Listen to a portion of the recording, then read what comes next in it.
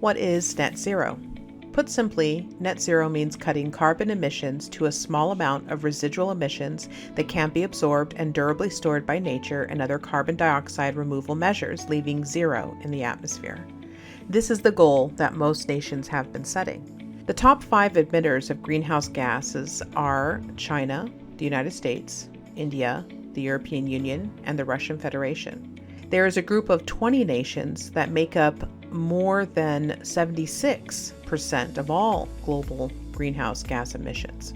So at the Argas Clean Ammonia North American Conference in June 12th through the 14th, we listened to experts discuss the new uses and innovations being made to move societies towards cleaner energy and specifically what we are doing in the United States. We had 2 notable changes in the energy sector in America.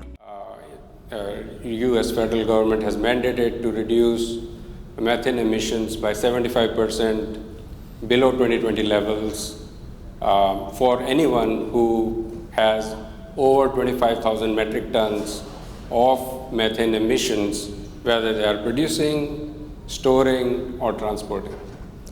And this is one of the unique acts in US where both carrots and sticks are there.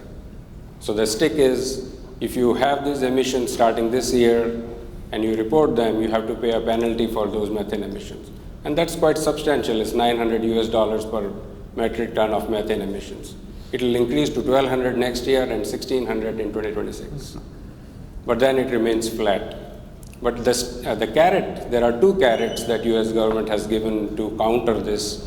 One is, if an emitter shows a pathway that they can meet their obligations by 2030, then they do not have to pay the penalty. And the second carrot that they have given is about $1.5 billion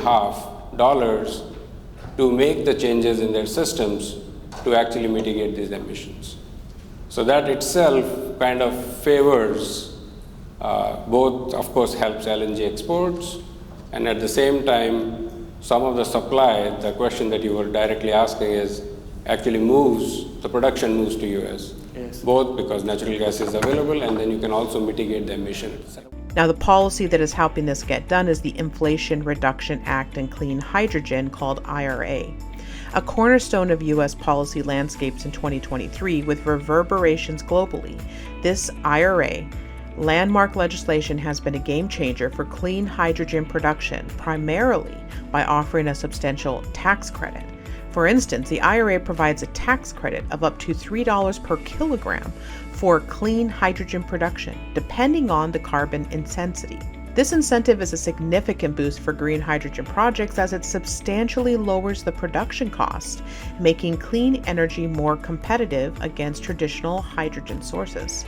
Entering the new topic of discussion is ammonia. So about 80% of ammonia is produced by industries and is used in agriculture as fertilizer. Ammonia is also used as refrigerant gas for purification of water supplies and in the manufacturing of plastic explosives, textiles, pesticides, dyes, and other chemicals.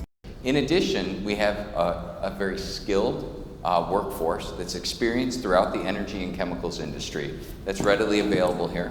Of course, it's the US, so in the US we have the 45Q tax credit through the IRA, which is very useful for us. And then for us as Air Products, one of the great things that we have is that we also have a large hydrogen infrastructure that exists throughout the Gulf Coast.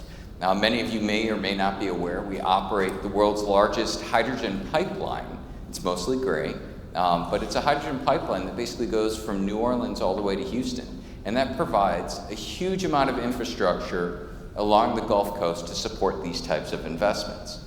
The final thing that really makes a difference is ports, terminals. I mean, the access to move cargoes for export is very useful here, or even domestically, the fact that you have that access to water is very useful. John, anything from your side? How do you see the advantage here when you talk to your customers? Yeah, I think you're probably hear something a little bit different from the EPC side of this, but I think the fundamentals you just heard about kind of underpin it, but I think at the same time you've also got to be able to engineer and you've got to be able to put the supply chain together and then construct these projects. And the US Gulf Coast benefits from a deep pool of engineering resource and capability. that's used to engineering and then delivering projects, a strong workforce, and actually a relatively supportive permitting and regulatory authority. There's challenges there, but compared to some places. And then access to water on a lot of sites here allows us to go big on some of the modularization, helps us manage some of the workforce issues, and actually it allows us to deliver projects at large scale that are more cost competitive than other places in the world as well. So I think it's bringing all of that together that is giving us advantage. I think the US isn't the only place. There's other places that can produce blue ammonia cheap. There's a lot of advantages here. Yeah. Obviously, a lot of projects competing here too. That's true. We'll get onto that in a second. I would like to jump into the permitting issue that you mentioned, which is important. Do you think that the US Gulf area in particular has advantages on permitting compared to, the rest of the US and Canada and the rest of the world? I think of the fact that there are very well-established ammonia producers around the US Gulf. That must help, right? Because there's an experience of these facilities and the risks in place. Is that a factor, do you think? It is. I mean, there's lots of things that play, and I go broaden it a little bit wider than just kind of permitting and regulatory. It's also kind of the local communities and the stakeholders that are around you, which can impact whether a project moves ahead and on what timeline a project moves ahead. But certainly the US Gulf Coast is used to handling ammonia.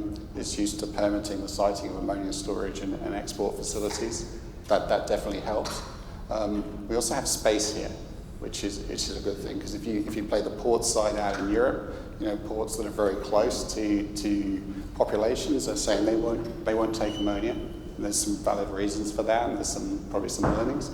There's other ports there that handle that today, and more industrial, very happy to do that. So I think there is a kind of comfort level, there is an experience here of doing it, but we are talking about taking the industry to another level. So I think the scrutiny will continue, the regulation will continue to develop as well as we move forward. Yeah, I would add to that Class 6 well permit, that's kind of the key thing that makes everything happen in the blue space, right? And one of the keys is how does that move forward quickly? I mean, right now, at least one state, at least Louisiana, has gained primacy now, which is an advantage. And that helps, we hope, or at least we believe, that will help to accelerate that a bit. But there's a lot more work that needs to happen in that to enable these projects to go forward quickly, because without those permits moving forward, you can't lock into your project.